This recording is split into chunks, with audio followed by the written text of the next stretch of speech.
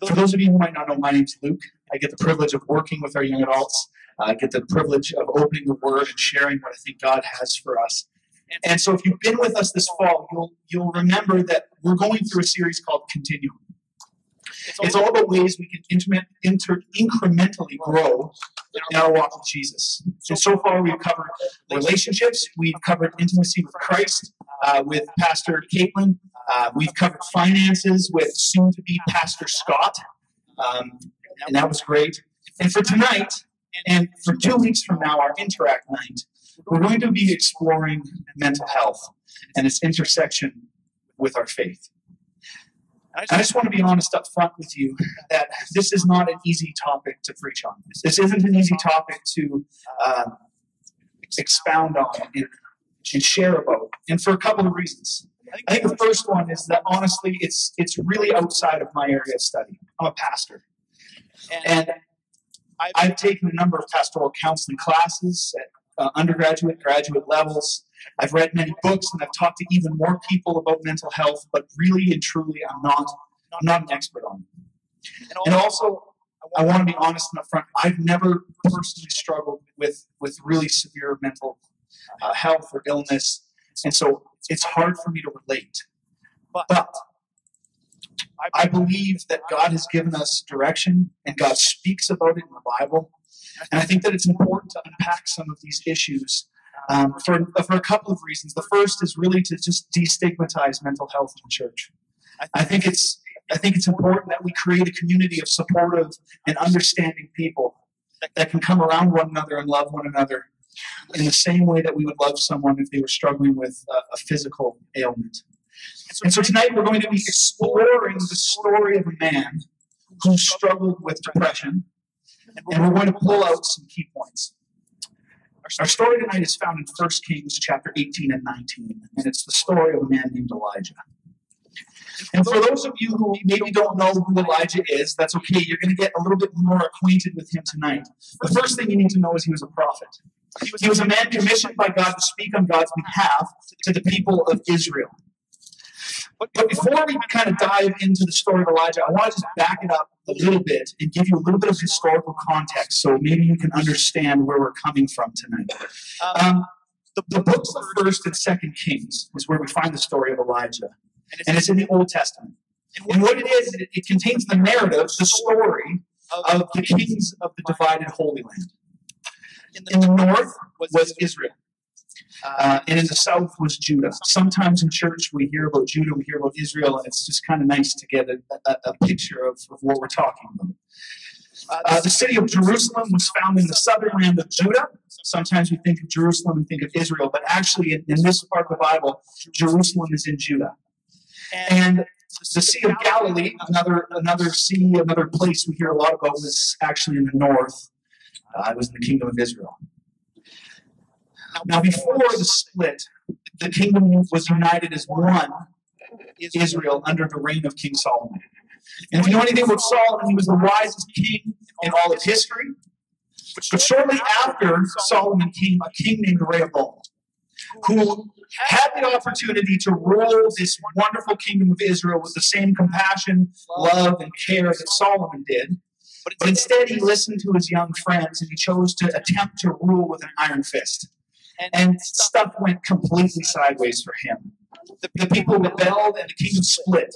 10 tribes went north and became what we now know, or what we know of Israel in this book. And that was actually ruled by a guy named Jeroboam. They could have picked names that were a little bit more different. But Jeroboam's in the north. Rehoboam stays in the south with the 2 tribes of Benjamin and, what was the other one? Judah. Judah and Benjamin make up Judah. And so they're down there, and they're ruled by Rehoboam. And these 2 Old Testament books serve as both historical documents, and they contain the timeline of kings, both godly and evil. But also, and this is more important, the books of 1st and 2nd Kings contrast the lives of those who would live for God and those who would refuse to do so. And so in light of all of this turmoil that's happening, God sends a man named Elijah right into the middle of it. And at this point, in the northern kingdom of Israel, a king named Ahab is ruling. And so Elijah goes to Ahab. And just so you know, the northern kingdom, since the split, had never had a good king. It had been evil king after evil king after evil king. It was a long history of bad decisions and drifting away from God. So when Elijah shows up on the scene, Israel is in some real hot water. So Elijah walked into the presence of King Ahab, believing that God had sent him there, and he declares that there was going to be a drought. Now, the gods of the time that the people were worshiping were not the one true God of Israel. So the king was worshiping a god named Baal. Now, if you know anything about Baal, you'll know that he was the god of rain, and he, like physical rain, and he was also kind of like the main god that they worshipped. And so when Elijah came into Ahab's courts and he declared that there was going to be a drought, he most certainly would have known that Ahab would have been perturbed. This wouldn't have been news that Ahab had wanted to hear. And so Elijah goes with boldness before Ahab and challenges him and his 450 prophets of Baal, this false god. And he says, I challenge you to a contest. Come with me. And if you want to read the story, go home tonight and check out 1 Kings 18. And let me tell you, it is an epic showdown. If you want to fall in love with the Old Testament again, I mean, this is a great place to start. I mean, it is literal fire. It is awesome. Long story short, we'll kind of cut to the chase here. Elijah makes a fool of these prophets. And the one true God of Israel truly lays a licking on Baal. Elijah basically tells the prophets, he says, cut up a pole, put it on the altar, and then pray to your God Baal to come and burn up this offering. And so the prophets of Baal do everything they can. They cut themselves, they shout into the heavens, they danced around, they worked themselves up into a lather, they did everything they could think of, and nothing happened. The bull stayed on the altar unburnt.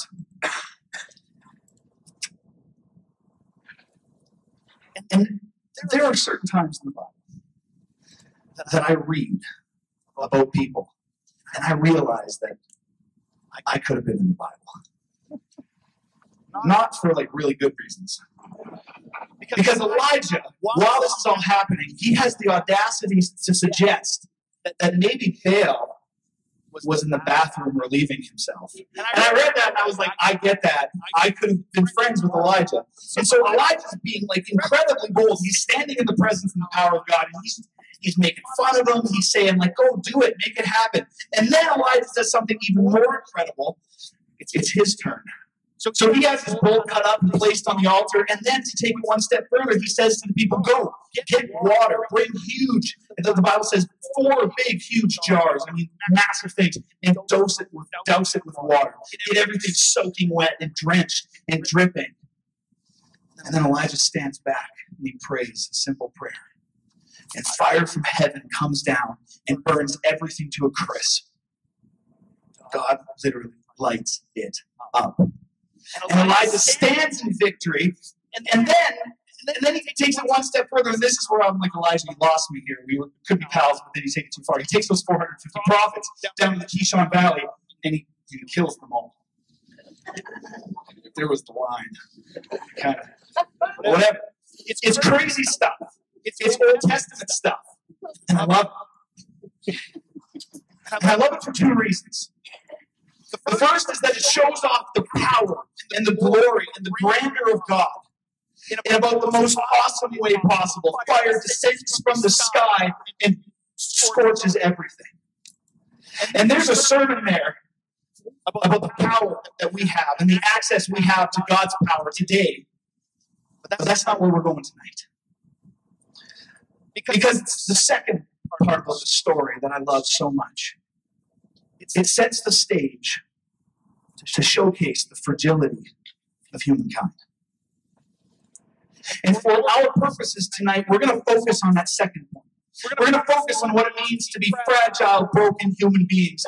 And I think it's safe to say that if anyone could truly stand in the power and the presence of God, it was Elijah. I mean, he stood up against the king. He stood up against 450 prophets. And I mean, these weren't prophets like lame, like pastors today. I mean, these were prophets. These guys were bad men. Like, they made stuff happen. And he stood in front of them, and he boldly proclaimed who God was. But what's amazing is right after this, Elijah's not quite the man that we just saw. And so we're going to pick up in chapter 19, and we're going to read a little bit of scripture here. So follow along with me. It's on the screen. If you have your Bibles, you can follow along in 1 Kings chapter 19. This is right after everything just went down with the prophets. It says, when Ahab got home, so the king, he got home, he told Jezebel everything Elijah had done, including the way he had killed all the prophets of Baal. See, I told you he went too far. So Jezebel sent this message to Elijah. May the gods strike me and even kill me if by this time tomorrow I have not killed you just as you have killed them. Elijah was afraid, for probably good reason, and he fled for his life. He went to Beersheba, a town in Judah. Now remember, Judah was south of Israel. So he left the country, man. He was fleeing. He was out of town. And he left his servant there in Beersheba. Then he went on alone into the wilderness, traveling all day. He sat down under a solitary broom tree and prayed that he might die. I have had enough, Lord, he said. Take my life, for I am no better than my ancestors who have already died. Then he lay down and slept under the broom tree. The broom tree was just a juniper tree. But as he was sleeping, an angel touched him and told him, get up and eat. He looked around, and there beside his head was some bread baked on hot stones and a jar of water. So he ate and drank and lay down again. Then the angel of the Lord came again and touched him and said, get up and eat some more, or the journey ahead will be too much for you. So he got up and ate and drank. The food gave him enough strength to travel 40 days and 40 nights to Mount Sinai, the mountain of God.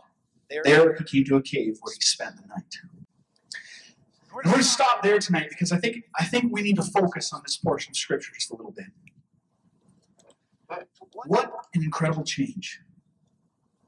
Literally, just before this, Elijah was standing in one of the most triumphant and awe-inspiring victories of God in all of scriptural history. And now he's lying under a tree wishing he was dead. Elijah went from the highest high imaginable to the darkest depth.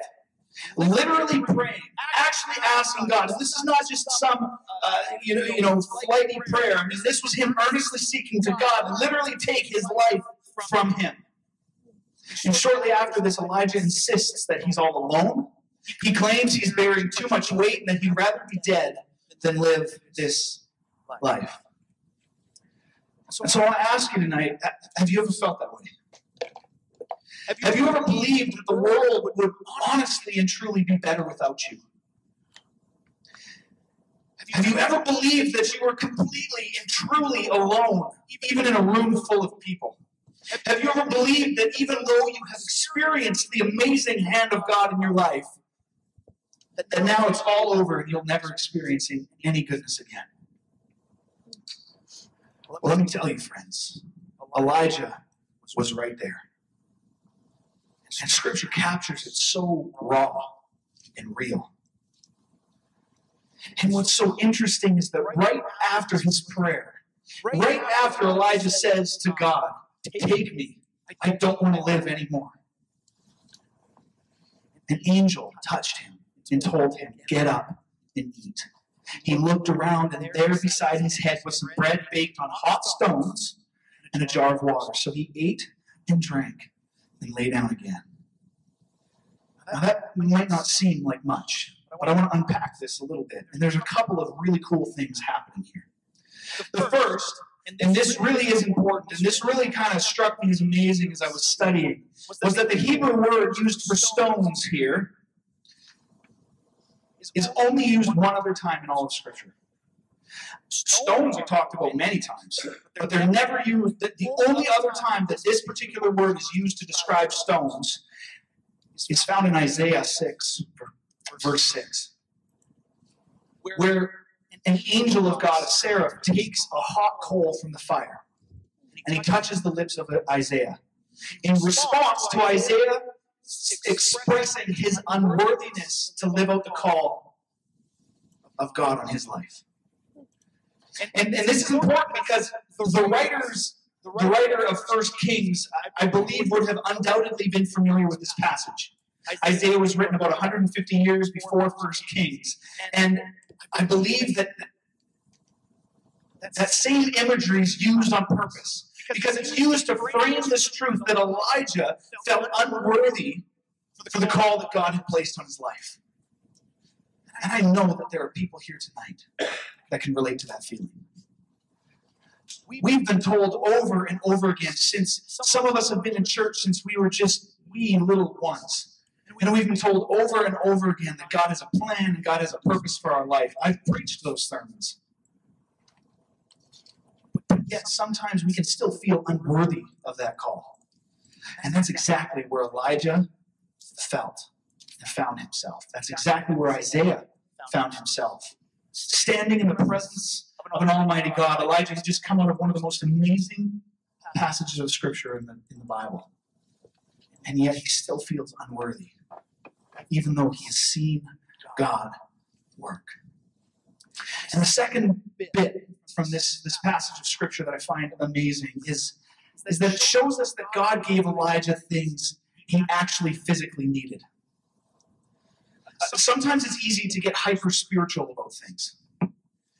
I've seen people struggling with mental illness have people of faith tell them things like, just pray about it. Just pray it away. Things like, just bring your supplications to God and he will grant you the desires of your heart, deliver you from evil. Maybe you've been told things like that. Maybe you've said things like that. Or maybe you've been told that your struggles with mental health are because of your sin, or because of the sin of your parents, or of your grandparents. But I want you to hear tonight.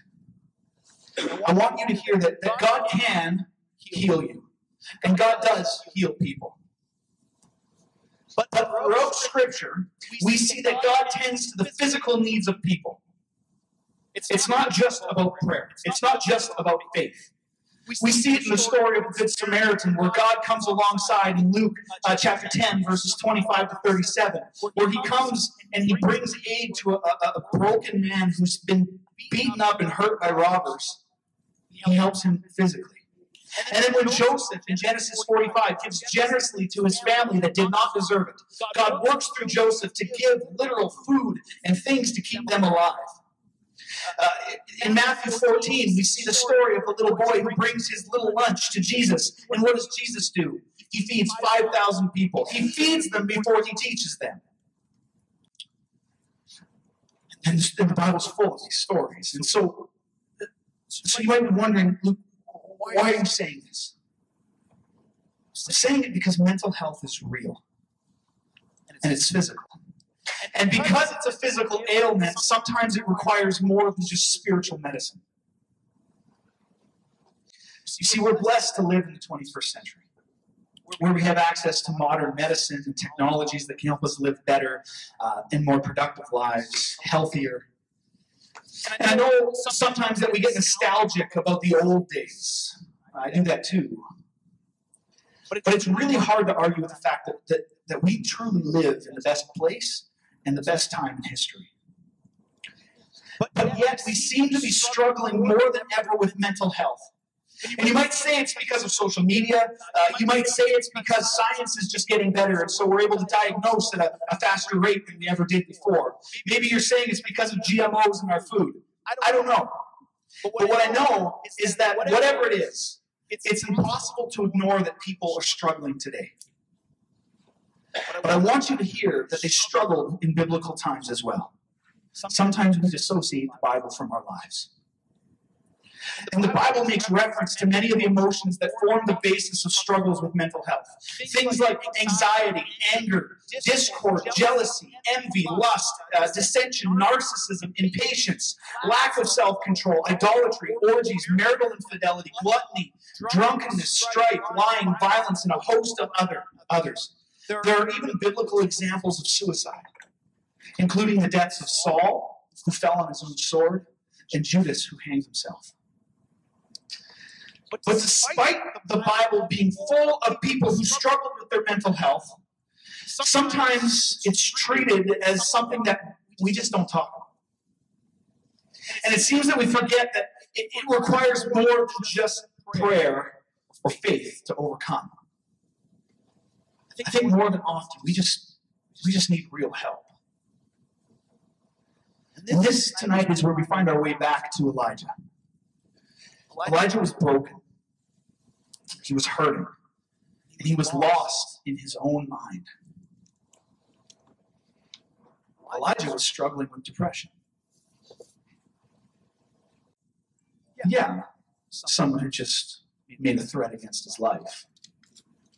But he had also just prayed to God, and God burnt up a bull in the most epic fashion possible. And somehow he managed to kill 450 prophets by himself.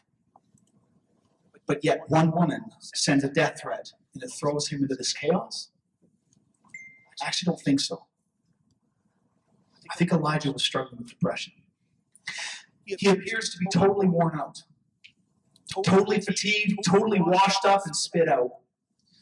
And this prophet who used to refer to himself as one standing before the Lord seems to be sleeping a lot in this passage. He has to be woken up twice just to eat. He complains. He's suicidal. He needs to be forced to eat by the angel, food literally placed right in front of him. His view of reality is completely distorted. He's quick to blame others for the situation he finds himself in, and ultimately he feels all alone. Now, knowing what we know about the rest of the Old Testament, we would expect that after this type of display, God would rebuke Elijah. That God would somehow, in his fashion, slap Elijah upside the head and say, take strength, take courage, I have you. But we don't see that. What we see is that Elijah is given a series of experiences with God that reminds him that God is not done with him yet. God doesn't let him go simply because he's burnt out and is struggling with depression. And so I want you to hear tonight that in the same way, God isn't going to let you go just because you're struggling. He had just come from a gigantic victory. He had seen God move in a mighty way. And he could be certain that God had a plan for his life, yet he was curled up in the darkness, feeling unworthy, alone, and wishing he could just leave this world. And maybe you're here tonight, and you get that. Maybe it feels like I'm reading your mail. Maybe you're here tonight, and you're thinking, I've been there. Somehow I got out. Maybe it was because someone came alongside me and loved me. Maybe it was because I sought counseling. Maybe it was because God somehow just amazingly rescued me from that situation. Or maybe tonight you're sitting there like so many times in my life and you're thinking, wow, that sounds awful. And I hope I'm never there. Whatever the case, and wherever you are tonight, I want to remind you, the psalmist in 139 writes that God created you in your inmost being. He knit you together in your mother's womb. And he declares you wonderfully and fearfully made. And so tonight I want you to hear this truth that you are not your struggles. You are not a mistake. You are not broken beyond repair. But maybe, just maybe, you can't fix yourself. And we see in Romans 8, verse 18, Paul says this, and I love it. He says, I consider that our present sufferings are not worth comparing with the glory that will be revealed in us. You see, God paints a picture through Paul. He points our gaze upwards. He points our gaze to this truth that there's two realities. There's this present suffering and this present struggle that we're enduring right now that's real. But then there's something greater to come. He says there's something beyond our current struggles. There's something beyond our pain, beyond our anguish, and beyond our deficiencies as human beings. There's something beyond your depression There's something beyond your anxiety or your addiction. There's something beyond your narcissistic tendencies, your crippling fear, your battle with bipolar predispositions. There's something beyond your eating disorder or ADD or ADHD or schizophrenia or anything else that you're dealing with, whether diagnosed or not. There is something more than this life. And there is hope beyond our current suffering. And we have access to it only because of Jesus Christ and his redeeming work on the cross. And that's great. But what about now? What about right now? Because, Pastor Luke, listen to me. I'm not there yet. And I get that. That is a wonderful thing. And I believe wholeheartedly that one day we will enter into the kingdom where there will be no pain, there will be no suffering, there will be no fear. But we're not there yet. We're here. So what about now? That's a great question. And I believe that just as God first gave Elijah food when he was hungry, I believe God has given us access to practical things that can help. And so tonight I'm just going to leave you with 5 things. 5 things that I want you to consider if maybe you're struggling with mental health, if you're finding yourself in a dark place. The first, don't be afraid to ask for help. You see, God designed us to need each other. One of the first stories in the Bible is the story of Adam. And God created Adam, and his first response to Adam was, wow, that's great, but alone, it sucks. And so God made Eve, someone that could support Adam and someone whom Adam could support. We were designed for one another. So when you're feeling stuck in your own head and you can't go further, don't be afraid to reach out to a close friend or a family member, someone who you can trust. Talk to your pastor. If you attend a different church on Sundays or on weekends, talk to your pastor. They love you and they care for you. If this is where you call home, come talk to me. Come talk to someone else on staff. We love you. We don't want you to suffer. Just don't do it alone. We were created for community. So don't be afraid to reach out and ask for help. It may be daunting. I get that. But it's absolutely worth it. And can I just say that if you've asked for help and someone has been unwilling or doesn't seem to care, go ask someone else. Just because one person is insensitive or ignorant doesn't mean that everyone is. Don't be afraid to ask for help. Second, counseling is not a last-ditch effort. I've seen so many people treat counseling as if it was a last stop, just the very brink before bailing on their marriage, on their kids, or on themselves. They'll do anything possible except go to counseling. But I want you to hear tonight that counseling is not a last-ditch effort. It's part of a balanced lifestyle. And just like you go for regular checkups on your body, if you're sitting there and you're thinking, Luke, I don't go for regular checkups for my body, I would say go do that. It's really important. You should plan to semi-regularly just get it. Morgan shared an article with me this week, and it said just a checkup from the neck up.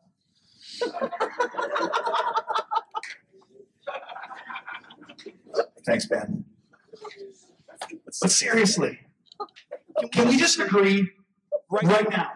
Can we just agree that tonight the counseling is not something to be ashamed of? Nod your heads. Can we just do that tonight? Because I tell you what, I've been to counseling. My wife's been to counseling. Many of our lead team members have been to counseling. I sit in the staff room and talk to our 13, 14, 15 other pastors, and almost every single one of them has been to counseling. Counseling's not something to be ashamed of. You might think, oh, Luke, but then it means that something's wrong with me. Well, there is something wrong with you. There's something wrong with all of us. Because the thing is that having the space to share deeply, truthfully and vulnerably with someone is so important. It's someone who will keep your confidentiality. That is amazingly important. But what's even more important than that is going to someone who has the education, the ability, and the experience to actually help you. So please, don't let counseling be a last-ditch effort. And I just want to say right now that we, Elam Church, have a fantastic relationship with Christian Counseling Services. And so if you're here tonight and you feel like, yeah, maybe it's time I talk to somebody, and you don't know where to start there. Christian Counseling Services. Check them out. And guess what? If you're sitting there and you're thinking, Luke, that's wonderful, but I got no money, man. I'm a poor student. Come talk to me. We got ways. We got things. Because guess what? If you were bleeding out on the floor right here, and you came up and you were like, I don't have enough money, I'd be like, no, you should have got insurance. This is important. Hear me tonight. We want to help you. Third, exercise. Seriously. I've bragged about my wife before. And I told you about some of the things she's accomplished in her life. But, I mean, she's an amazing wife. She's an amazing mom. She's an amazing friend. But she's also an amazing athlete. Now, her current situation wouldn't like lend itself well to her top speed, but she is really fast when she's not pregnant. But Morgan, after high school, she attended Briarcrest for 2 years and played college ball. And after that, she came back to Saskatoon to go to the U of S to complete an education degree. And the first year back, she didn't compete in sports. And that was probably the first time in her pretty much entire life that she hadn't been an athlete. And she was just a student. And you can ask her about it, but she talks about how she was just not herself. She was anxious. She was depressed. She felt completely worn out. She wasn't able to focus. And it wasn't until the following year, and then the subsequent year after that she joined the U.S. track team and she competed. She began to exercise regularly. And what a difference that made.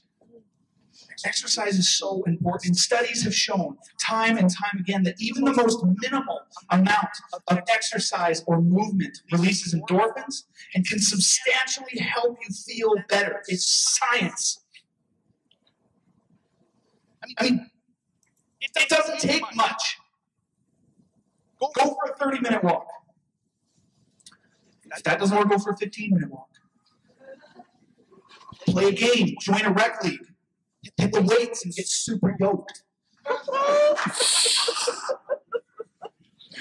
Who's following my Instagram today? Somebody? Whatever works. Whatever works. Just get moving.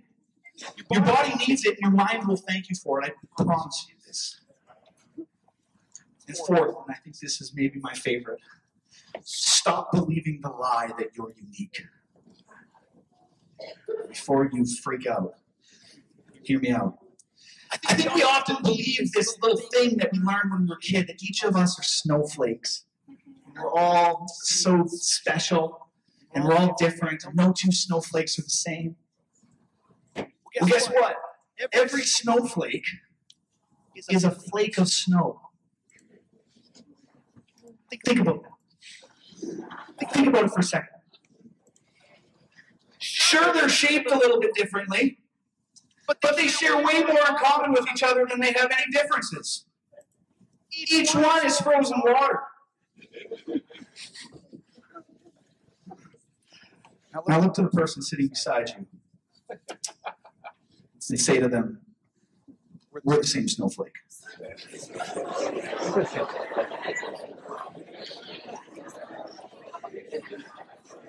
That person sitting beside you, you have more in common with them than you have differences. Right? You have more in common with the person sitting beside you than you have differences. Maybe their skin's a different color. Maybe they come from a different part of the world. But they're a human being. They were made in God's image. And guess what? You're just like them. And so here's what I'm getting at. I thought that was real clever. So I want to revel in that for a second. But here's what I'm getting at. You would be amazed at the amount of people in this room that have struggled with mental health. And I don't want you to hear that you shouldn't care about what you're dealing with just because everyone else deals with it too, or a lot of people. That's not what I'm saying. I just mean that other people have been where you are. And if you're willing to open yourself up just a little tiny bit and dare to be vulnerable, I believe with my entire being, and that's a lot of being, that you'll be met with similar stories, support, and love, especially in this place. Just look around. You're all snowflakes. We're all struggling, right? In fact, believe that you were created for something more. God's design for you is not your struggle. You are not meant to be defined as fill in the blank.